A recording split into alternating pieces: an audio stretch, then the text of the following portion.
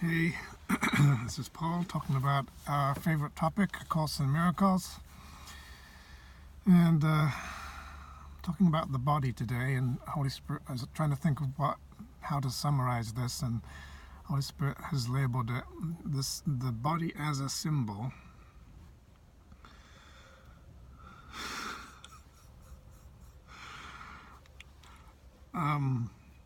So in this dream world, the body is a dream. It is made of dreams. It's an illusion. It doesn't really exist. Your mind is projecting it and dreaming it, and it's showing up as if it exists. Now, as a starting point, let's say that you are a mortal spirit and you don't need a body, and when you're spirit identified and you know that you are 100% spirit, your sense of yourself and your recognition of being Christ does not entail any illusions. And so within your mind, you do not picture yourself as an illusion. And so your mind becomes empty of illusions, and it becomes transparent and essentially invisible.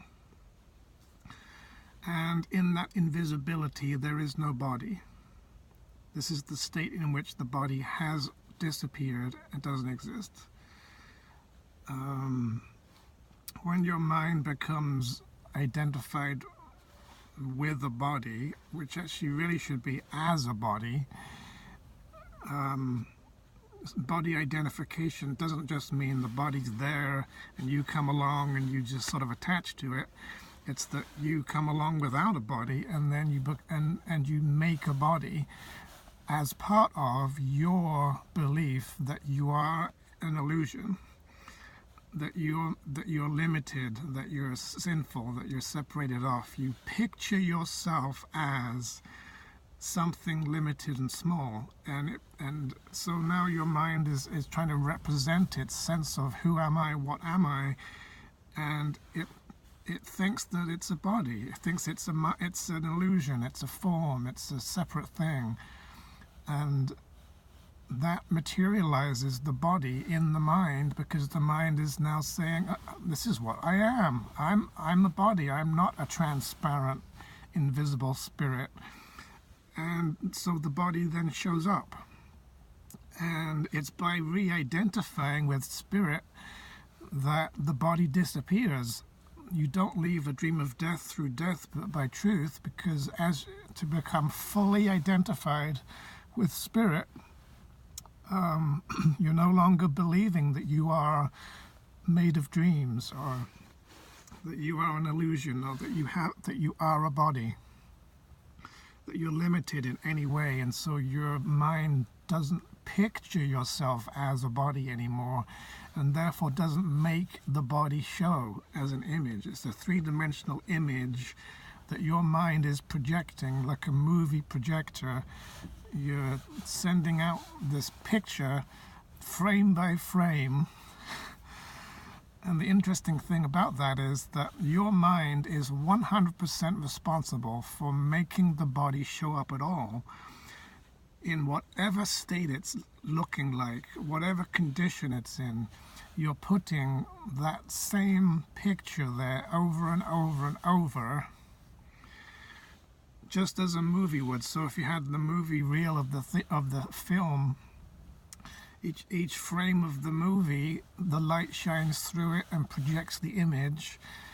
That's one snapshot in time, and now that snapshot is completely forgotten, disappears, and now you get to the next frame and you project a fresh image, a fresh body, instantaneously, that shows up in the next moment. And so the mind is freshly projecting new images every moment, and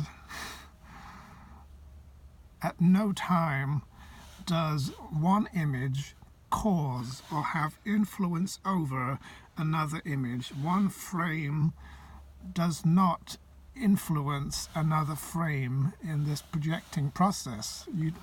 The scene that just went from a different part of the movie doesn't cause anything to change or happen in the next scene. It is the projection through these individual snapshots, these frames, that are making the body seem to have continuity, only because you are projecting the same idea many times over. You're continually reprojecting the body.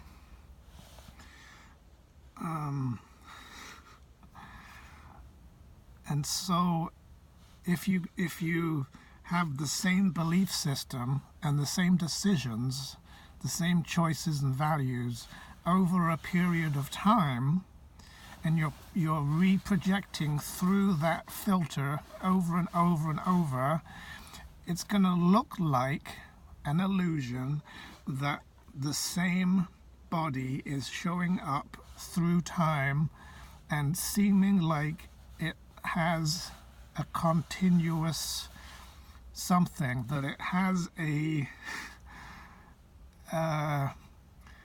permanence, or it's a thing, that somehow it no longer is that it's being made every moment, but rather that it is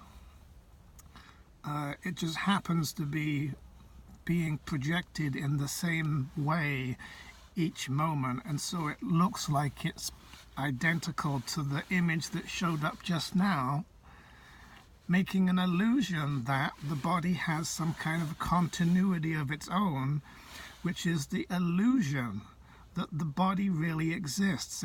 As soon as you believe in that, you now are believing that my mind is not projecting my body right now.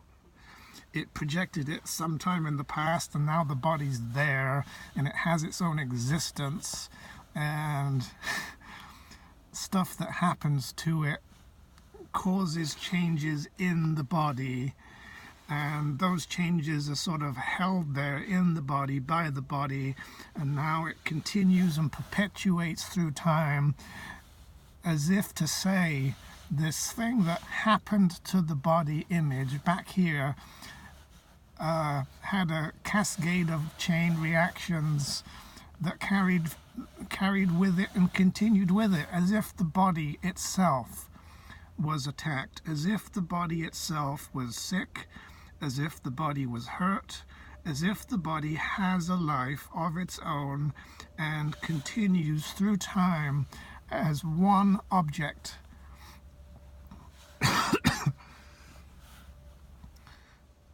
That has some kind of autonomy, some kind of independence, some kind of it's a thing. You make it, and it's there, separate from you, and now it lives out its own existence separately, like a whole separate layer of existence. That is 100% illusion, and the ego's been really clever at making it seem as if there is a body that continues in its own right, that on its own it exists independently, without a projector, without a mind making it show up moment by moment. It's as if to say you have a movie that you're watching the movie, and all the frames of the movie are being individually projected to create an illusion of animation, an illusion of life, things happening, and to then say, I've switched the projector off, the movie is now playing itself, and the movie is now directing itself, and the movie is now causing things to happen in the next scene of the movie. This little piece of film strip has causal power to make stuff change and happen in the future. That's totally fictional, but it looks very convincing, and we buy into it, and we don't see the projecting.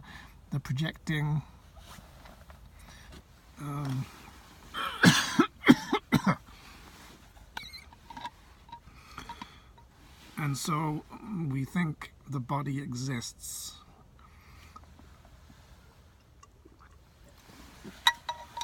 as though the thing that we are projecting and causing has suddenly taken on a life of its own, has a mind of its own, a will of its own, is making decisions on its own, has its own existence, has its own history. That's all totally fiction. It does not exist.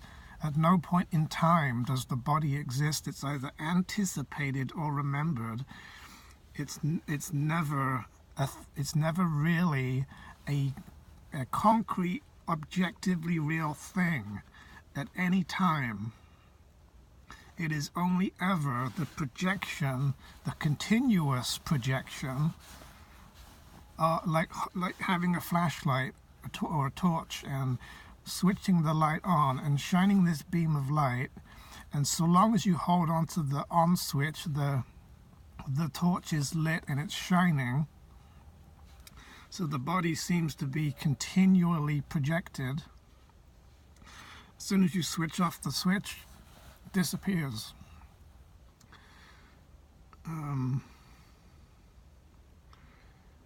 So the continuum of space-time is totally fictional illusion that tries to get you to be convinced that everything that's showing up in this world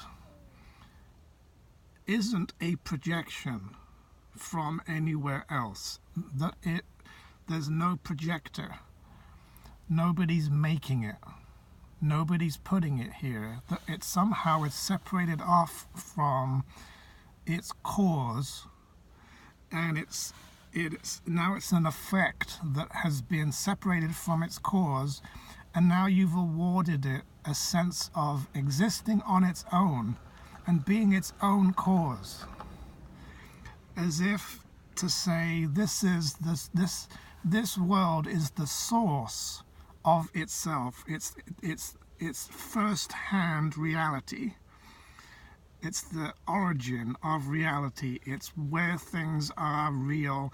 It's where cause is, and the things are immediate existence. And it's not true. It's an illusion. This world, and this is pretty backed up by the holographic principle, this world is a secondary layer of reality that is coming from a primary reality that you do not see, that is projecting this whole universe. And so you're seeing a second-hand result, and you're not seeing the projector, the dreamer, and you're thinking there's no dreamer, and then you think, well, that must mean everything I see exists on its own, and it's having its own life. And oh, look, there's a body that is living on its own. Look, there's a car that is existing on its own. No one's putting it there. Nobody's making it show up. There's no maker of the world. And it's part of the belief that God is dead. That this is a world where the illusion of having no creator is taking place. And if you're deceived by it, you will believe that your body and every other body and object aren't coming from somewhere hidden, from a different dimension, that they are just there by themselves, and you're seeing first-hand reality as it is. It is not true. It's a total deception.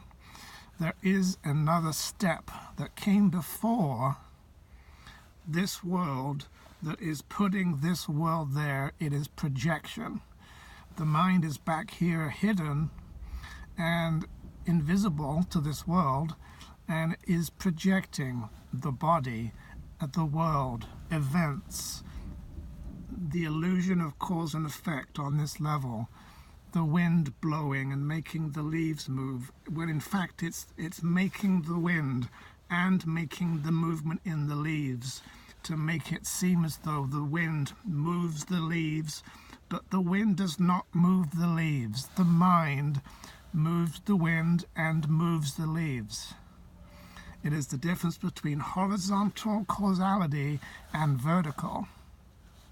You as a vertical supernatural being are making up this scene with all these props and objects and things doing things to each other, totally 100% fictional.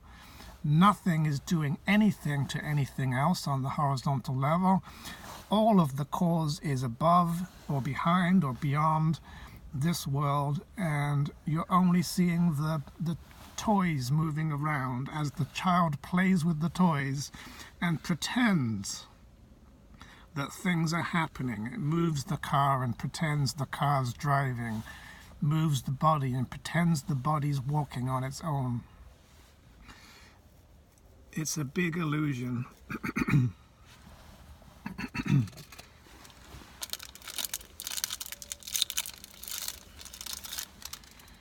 This is kind of the Holy Spirit talking, by the way, because this is just flying out.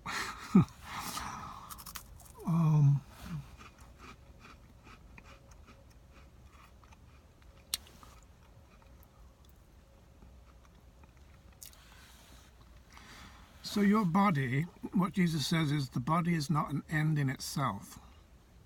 The belief that things are ends in themselves is the illusion that they exist on their own without a projector. And that means that your body isn't really its own thing. It's not an independent, separate thing. It's the illusion of an independent, separate thing being projected by another level of mind that is above it. And so the body and all images, in case you didn't notice, dreams are made of symbols. Every dream is symbolic. Your dreams at night are symbolic. Even the things that happen in this world and the objects and the structure of the universe is symbolic, which means it doesn't really have a meaning of its own. This is a meaningless world, has all the meaning you give it, and it represents something else. It's kind of like someone who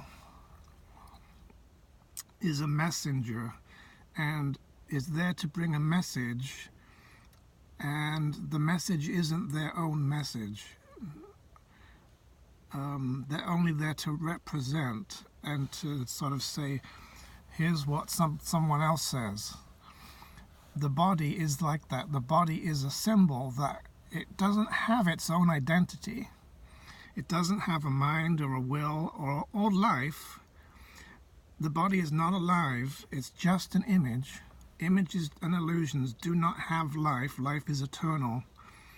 It doesn't have spirit, it doesn't have soul, it doesn't exist. And your mind uses it in this dream as a symbol. And so the body kind of has no identity of its own, has no meaning of its own, has no message of its own. It is just a device that you're temporarily using in a dream to represent something else. It symbolizes. It is a dream symbol. So it doesn't get to define its own self-contained existence. It's not, oh, here's Paul's body. It's alive. It's having its own life. Look at all the cells moving by themselves. The body kind of is just like a vehicle that it goes where you tell it to go. Your mind tells it what to do. Your mind uses it for different purposes. And in and of itself, it doesn't have a will or a mind or a decision making.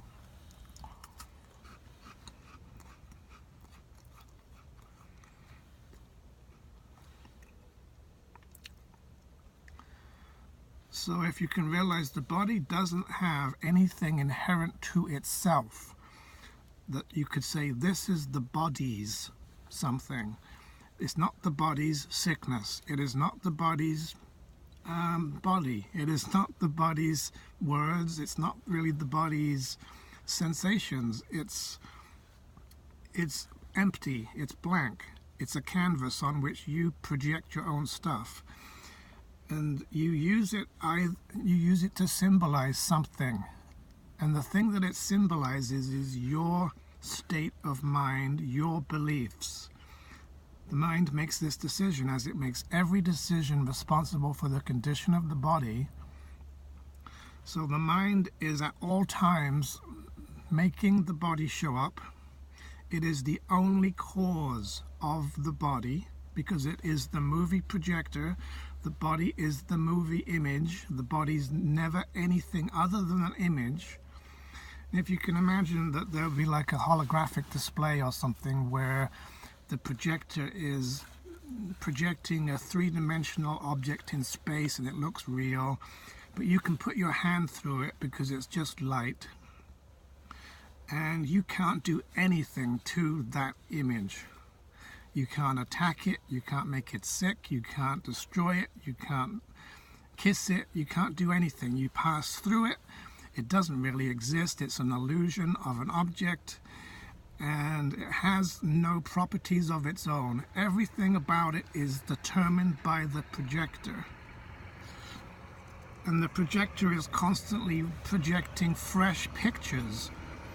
So even if you could attack that image and make it change, in the next instant, the projector is going to re-project, forget about that image, and re-project a new image that may or may not look the same as the one before, and therefore override any changes that the external tries to implement into the image. You cannot really change an image that a projector is constantly projecting. It has power over all external causes. The mind must be stronger than the body. Every miracle demonstrates this. So the body can only kind of represent whatever the mind tells it to represent. When the mind is sick, it projects an image of a sick body. When the mind is healthy, it projects an image of a healthy body. It is the only sane thing to do, that if you're sane and healthy in your mind, that you will not have any interest or reason or purpose to make a damaged body show up. Because the damaged body actually is a teaching device, and it demonstrates to other people your belief that sickness is true, harm is possible, you can be attacked, you're being affected by causes outside of your mind, which is not true. It's somebody else's fault that you're sick. Sick bodies are accusers. And why would anyone in their right mind ever do that? It is insane to do that. It's not sane to project a sick body. Sickness is a defense against the truth. You cannot be accepting the truth and being sick. The defenses have to go.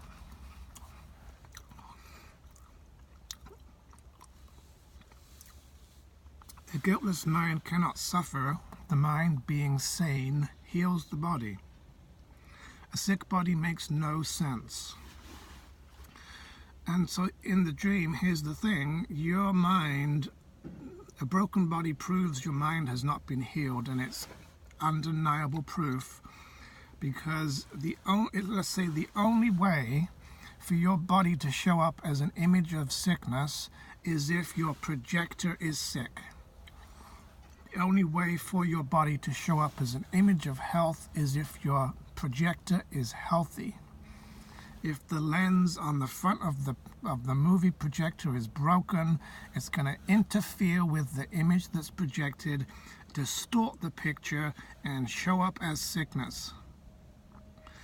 A perfectly clean lens on the movie projector will allow the perfect projection through it without distortion, and will not distort the body image and will not attack the body image, and the image will come out as a perfect picture of immortality. There is a direct correlation between your state of mind and the health of the body, because the body is a symbol, so it has to always represent and symbolize what's going on somewhere else, which is in your mind. Whatever's happening in your mind, an outer picture of an inward condition will be produced. And so now your body is going to symbolically represent your attitude. If you use the body for attack, meaning that you don't love yourself, you're attacking, you will attack the body.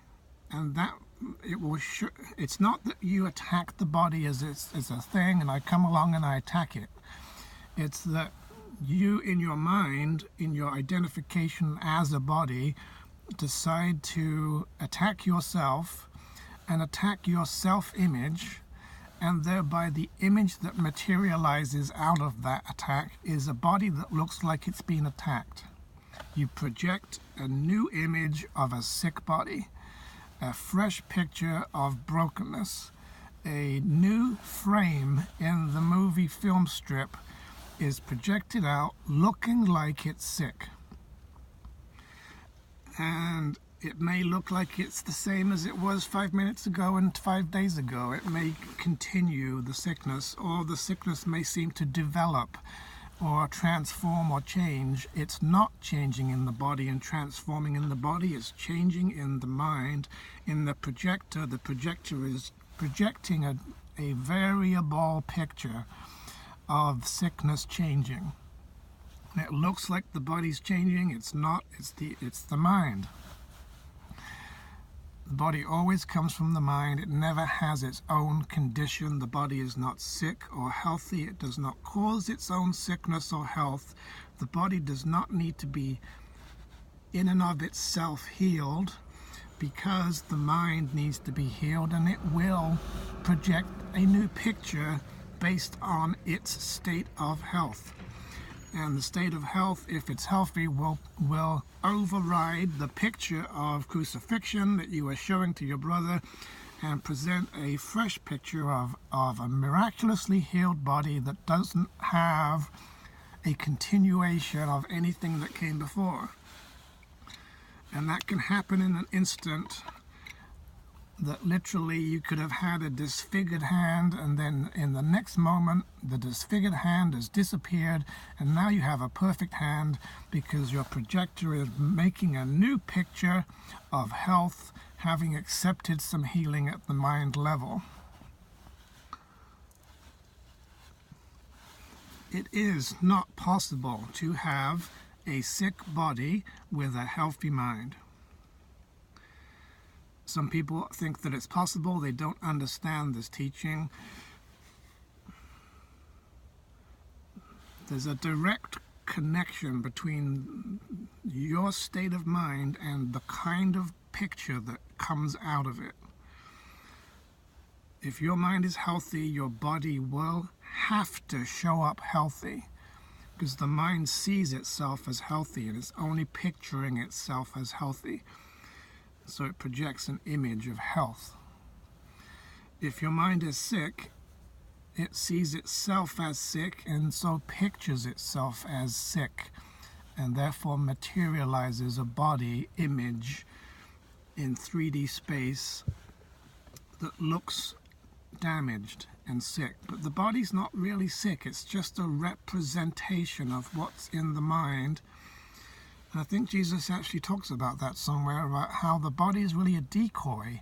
It's actually kind of like when the body seems sick, having a sickness, whatever, when you think it belongs to the body or the body itself is having a problem, it's really a cover-up for the fact that something in the mind is sick.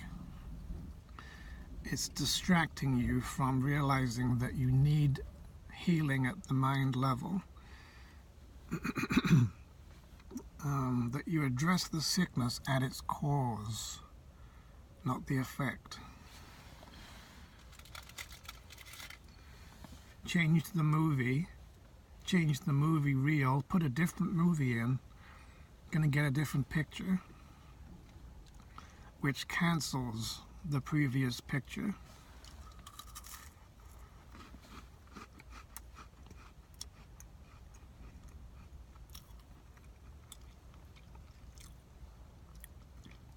Those who are sick, showing up as sick because the mind is sick, do not love themselves, because if they loved themselves, they would heal themselves. Let's reword it.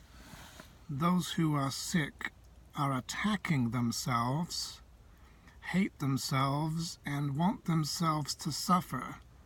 And so they're making themselves suffer and are putting sickness into their experience and are causing their own suffering.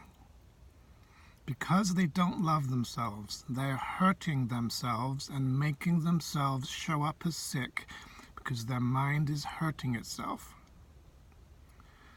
If they loved themselves, they would heal themselves.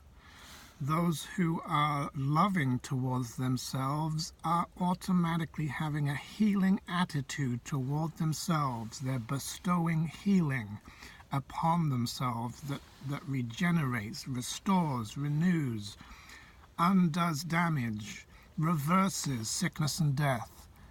It's resurrection power, and it reverses anything in the body, which isn't really in the body, it's in the mind, that seemed to be damaged before, and it is overridden and undone. Miracles don't really do anything. They take away, they undo, they reverse the effects of separation beliefs and self-attack. And so these miracles, these acceptances of atonement, correct the mind and therefore correct the projection, and therefore the body image now absolutely must change. The body doesn't have autonomy, it doesn't have a will, it cannot oppose your will, it has no power of its own, it doesn't get to choose anything. It has to be whatever you tell it to be.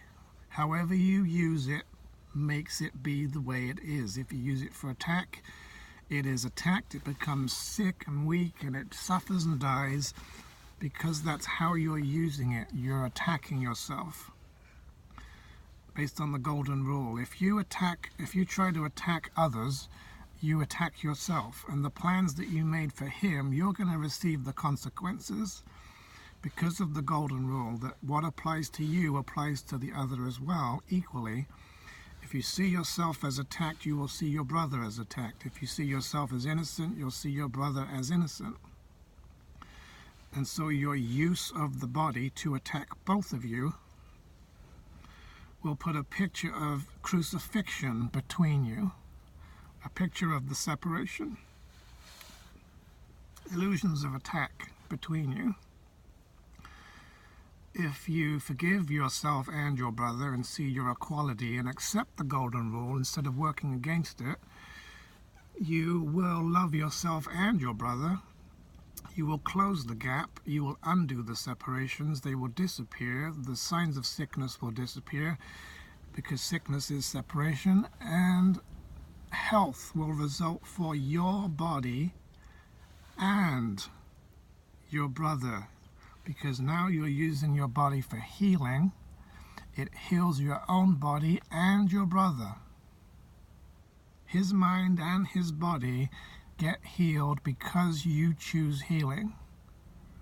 You extend your mind to connect with his mind, and the extension of the mind joins minds and heals the separation gap.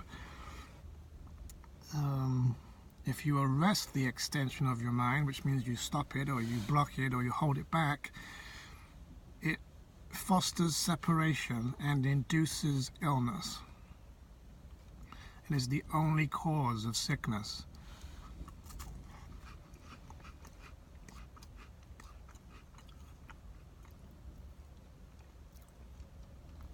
Every belief that says there's a reason why the body's sick, other than your mind is a lie. Every single reason in the world that people think is the cause of suffering and death. What is the cause of death? Oh, he died, he fell off the balcony and he died on the ground and turned into a pizza. There's a visual. Pepperoni. That wasn't the cause of the death, nor was it the cause of the damage in the body picture. It's entirely driven by the mind. The movie projector is showing a weird scene where the body looks like it's damaged, and it's being caused by the mind only. This is the secret of salvation, that there is no cause in the world, anywhere. Nothing can bring oppression, make you sick or ill or afraid. Nothing can do anything to you against your will. This is myself is ruler of the universe.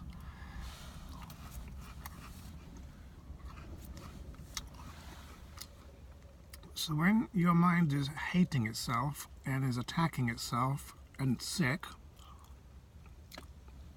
it will use the body to implement that attack and express that attack in the dream, and thereby show a picture of crucifixion to your brother and try to prove that he is the reason why, the external cause for the effects that are showing up in you. As soon as you take causality out of yourself, put it outside you and try to pin it on someone else and say, you're the cause of me, I am the effect of you, here's some effects to prove it. You put the effects in yourself as a result of the attack that caused that level of confusion, and now your body's showing up as sick to try to demonstrate and prove that that motherfucker is the cause of my effects in me that I put there, and thereby prove and demonstrate that he must be the one who's the sinner, because he's the one that did this to me against my will. Even though my mind is projecting these sickness symptoms on purpose behind the scenes to try to prove it, and pretending that I'm not doing that, to sort of say, you don't see me putting these sickness here, do you? Let's just pretend that you put it there. And so as you hold that picture of suffering up, an image of a sick, broken body or a dead body, if you hold it up to your brother and say, look at this, look at what you did, you fucker. Brother, at your hand I die. It's your fault that I'm this way. So simultaneously, as you disown your causality and pin it on someone else, you are accusing them of sin. You make sickness in order to prove their sinfulness and to condemn. Sick bodies are accusers. You become sick to try to be contagious and affect other people. It's part of attack. It's an attack on others. Sickness is an attack on both you and your brother to try to come between you. And having that image of a sick body in a dream symbolizing sickness and attack, caused by a mind that must believe in sickness and attack in order to make that show up in a right-mindedness, it's condemning your brother and attacking him and accusing him. So now your body is being used to teach your brother that he's a sinner by making your body show sickness. If your body has any signs of sickness, any symptoms at all, your mind must believe that cause is outside of you and you are being affected and you're victimized, and that means he out there is the one who did it, because now he is now the cause. You're at the effect of the world, you're a victim, and he is the victimizer, and so it automatically accuses him. It's an attack on his innocence. Your sickness is attacking the innocence of both of you. And so what Jesus says is that you cannot be doing that. That is not appropriate. It is a false teaching. No one can learn by double messages. And if you're trying to have this message of I'm love, I'm awake, I am ascended, I am special, at the same time as here's a sick body. Take a look, you fucker, you made this happen. I'm going to just hang on to this sick body for a while and keep proving that you're the one who's made it sick. You are teaching two things at once. No one can learn that they're innocent through that teaching. You have to get your body lined up with your teaching, and it always is. You're always demonstrating the truth of what's happening in your mind in the body. The body is the proof of the conviction that you have that you believe something. If you believe in attack, your body will prove it. If you believe in health and wholeness, your body will prove it. A sick, broken body is proof that the mind is not healed. It correlates, it matches. Healthy mind, healthy body, sick mind, sick body. This is the law. It is how the golden rule functions in this world. If you obey the law, you have a healthy body. If you go against the law, you will make yourself sick. Death is against God's will. It is against the golden rule. Sickness is against God's will. It's at least trying to be. So you've got to take this picture of crucifixion off the table, heal your mind so that you only show a picture of immortality and innocence and incorruptibility. There's a really nice section in the course called The Incorruptible Body. To show a symbolic image in a dream in order to teach others who look upon it that because your body is so pure and healed and a picture of health, a symbol of immortality, a sign of life, filled with peace and holiness and lack of condemnation, free of effects, free of symptoms, free of damage, in order to really prove that your mind is healed. If you really have a healed mind, you've got to be able to prove it by healing the body. If you can't heal the body, your mind is not owning its power. The mind is stronger than the body. Every miracle demonstrates this. Your mind is not working miracles if your body is still sick. No exceptions.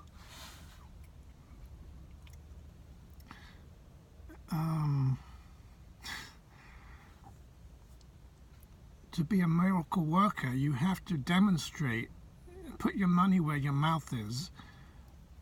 Jesus says that having these beliefs without a demonstration does not show conviction.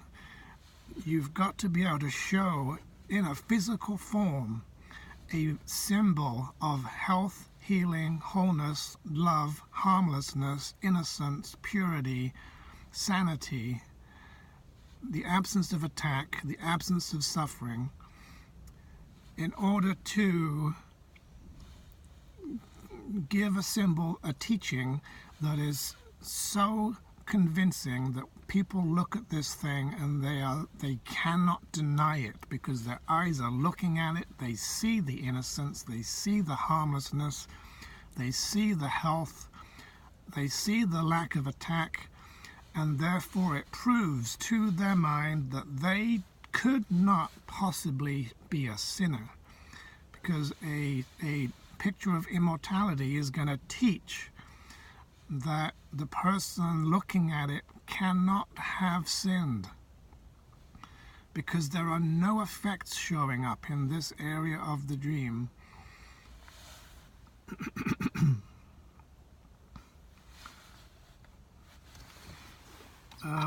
It exonerates your brothers, is what Jesus says. It exonerates him.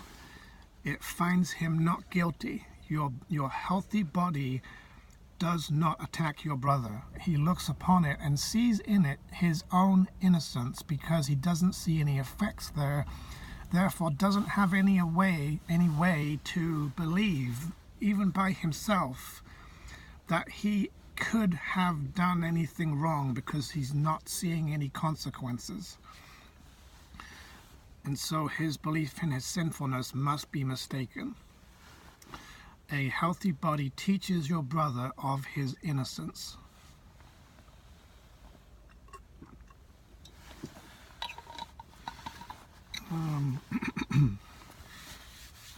This is A Course in Miracles. This is one of the more radical teachings that is not widely even understood, yet alone accepted. Tried talking about it online and I get all kinds of resistance. Some people get it, but a lot of people don't, because it entails the idea that if the body dies, you have failed. If the body gets to sickness and death, something has gone wrong and it's not supposed to be happening. The body is supposed to be getting healthier, coming back to life, symbolizing life. And it needs to get to a picture of immortality before your mind is going to be healed enough to let the body go. Because if your mind is still attacking, it's still going to produce sickness. The mind being sane heals the body. So at the end of the resurrection process, the end of the curriculum, your body should be a picture of health in a dream, being used to communicate healing. This is how you use it as a communication device. The Course says the Holy Spirit communicates healing through the body. This is the only way that he communicates, is to heal. And so the body has to show health, healing, the state of having been healed in order to communicate health. And health is communicating through it, and the health coming through it heals the body. The body cannot stay sick on its own. It cannot maintain its own sickness. It can't stay dead if the mind chooses to be healthy. Mind is stronger than the body. Every miracle demonstrates it. It overrides the body at all times because it's a projection. You're choosing to be sick. You are making yourself suffer. This is the secret of salvation. You do not have to produce sickness and death unless you choose to attack yourself. Jesus says you cannot hurt yourself. You cannot be hurt unless you hurt yourself. So if you don't hurt yourself because you love yourself, your body cannot be hurt. It cannot suffer. It can't become sick. It can only show a symbolic representation of holiness in a dream. And Jesus never had sickness in his body. He never died. And then you are ready for immortality, real immortality beyond the body. If you remember, the body is just a dream. It's just a symbol of immortality, a picture.